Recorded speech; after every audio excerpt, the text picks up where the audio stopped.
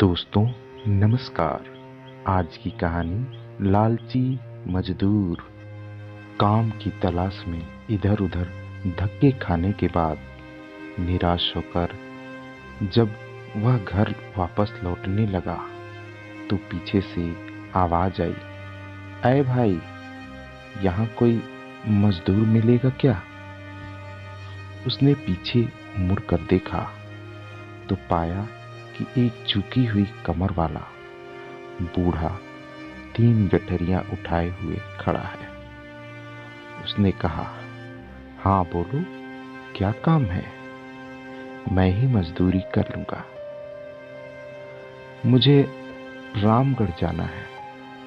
2 गठरियां मैं उठा लूंगा, पर मेरी तीसरी गठरी भारी है। इस गठरी को तुम रामगढ़ पहुंचा दो। मैं तुम्हें 2 रुपए दूंगा। बोलो, काम मंजूर है? ठीक है, चलो, आप बुजुर्ग हैं, आपकी इतनी मदद करना तो यूं भी मैं अपना फर्ज समझता हूं। इतना कहते हुए गठरी उठाकर अपने सिर पर रख ली, किंतु गठरी रखते ही उसे इसके भारीपन का एहसास हुआ। उसने बूढ़े से कहा, ये गठरी तो काफी भारी लगती है। हाँ, इसमें 1-1 रुपए के सिक्के हैं। बूढ़े ने लगभग फुसफुसाते हुए कहा।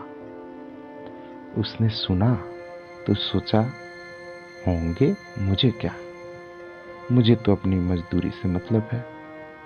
ये सिक्के भला कितने दिन चलेंगे? तभी उसने देखा कि बूढ़ा उस पर नजर रखे हुए है। उसने सोचा कि ये बूढ़ा जरूर ये सोच रहा होगा कि कहीं ये भाग तो नहीं जाएगा। मगर मैं तो ऐसी बेईमानी और चोरी करने में विश्वास नहीं करता था। मैं सिक्कों के लालच में फंसकर किसी के साथ बेईमानी नहीं करूंगा। चलते चलते आगे एक नदी आ गई। वह तो नदी पार करने के लिए झट से पानी में उतर गया, पर बूढ़ा नदी के किनारे खड़ा रहा। उसने बूढ़े की ओर देखते हुए पूछा, क्या हुआ? आखिर रुक क्यों गए? बूढ़ा आदमी हूं, मेरी कमर ऊपर से झुकी हुई है, 2-2 गठरियों का बोझ नहीं उठा सकता। कहीं मैं नदी में डूब ही न जाऊं। तुम एक और गठरी उठा लो। मजदूरी की चिंता न करना, मैं तुम्हें 1 रुपया और दे दूंगा।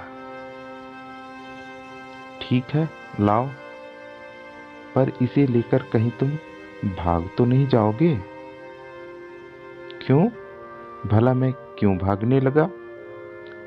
भाई, आजकल किसी का क्या भरोसा। फिर इसमें चांदी के सिक्के जो हैं, मैं आपको ऐसा चोर बेईमान दिखता हूं क्या? बेफिक्र रहें, मैं चांदी के सिक्कों के लालच में किसी को धोखा देने वालों में से नहीं हूं। लाइए, ये गठरी मुझे दे दीजिए। दूसरी गठरी उठाकर उसने नदी पार कर ली। चांदी के सिक्कों का लालच भी उसे डिगा नहीं पाया। थोड़ी दूर आगे चलने के बाद सामने पहाड़ी आ गई। वह धीरे धीरे पहाड़ी पर चढ़ने लगा, पर बूढ़ा अभी तक नीचे ही रुका हुआ था। उसने कहा, आइए ना, फिर से रुक क्यों गए? बूढ़ा आदमी ठीक से चल तो पाता नहीं है, ऊपर से कमर पर एक गठरी का बोझ और उसके भी ऊपर पहाड़ की दुर्गम चढ़ाई।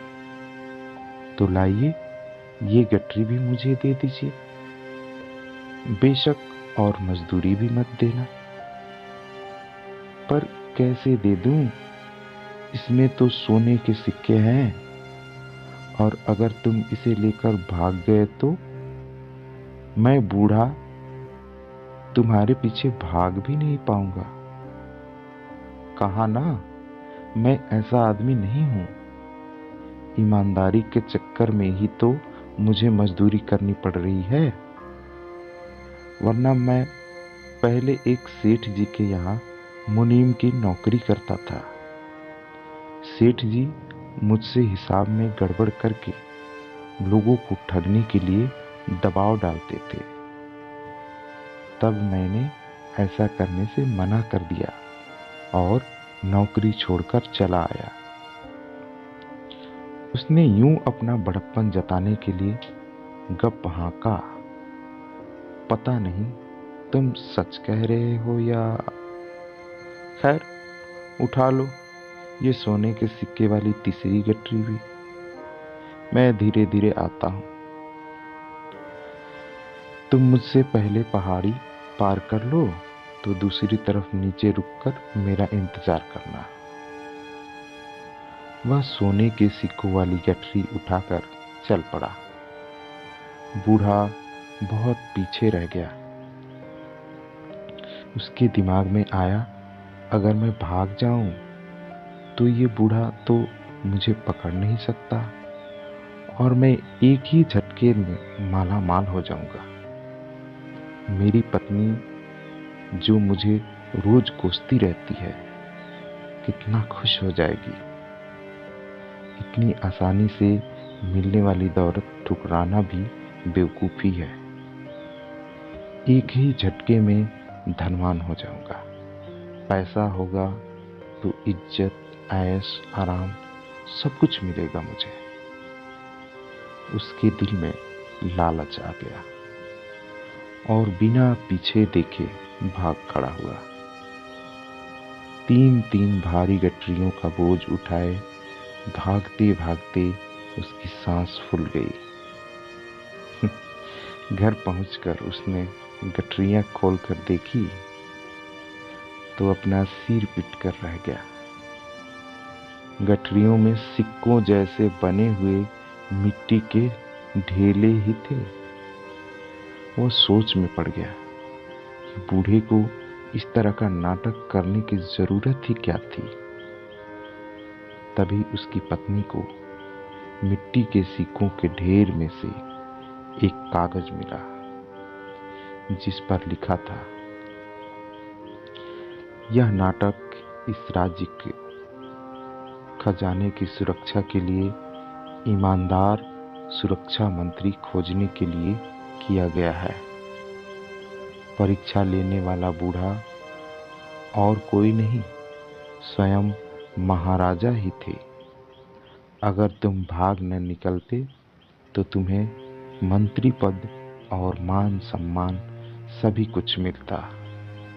पर हम सभी को सचेत रहना चाहिए। न जाने जीवन में देवता कब हमसे किसकी परीक्षा ले ले। प्रलोभनों में न डिगकर सिद्धांतों को पकड़े रहने में ही दूरदर्शिता है। तो दोस्तों, ये थी आज की कहानी। मिलते हैं एक और कहानी लेकर। तब तक के लिए नमस्कार, जय हिंद, वंदे मातरम।